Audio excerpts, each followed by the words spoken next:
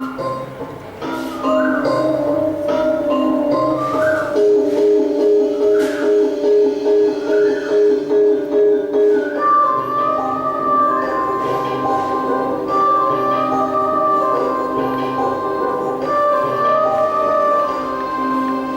associated with this noble cause for a long time.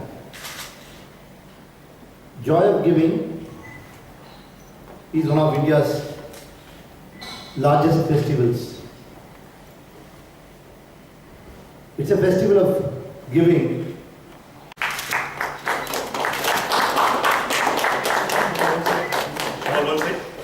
Yeah, hi, my name is Rajan and I am a volunteer for the Joy of Giving Week.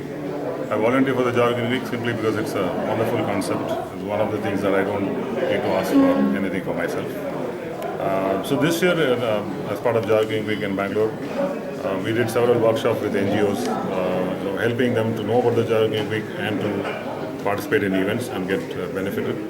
So we expect over 200 NGOs will get benefited in some form by either a school or a college or an apartment complex or a company or a mall, for example. There are several interesting events that are happening. We think that more than 120 odd companies will be participating during the Joy of Giving Week. About 40-50 schools, about 50-60 apartment complexes.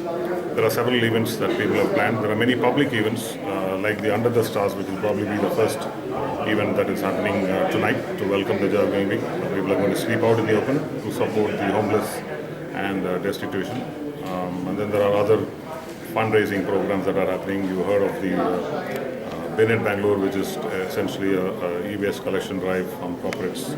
Over 100 companies are participating in that to collect e-waste and use that money for education of the differently abled people. There are very other non-money or material related events as well.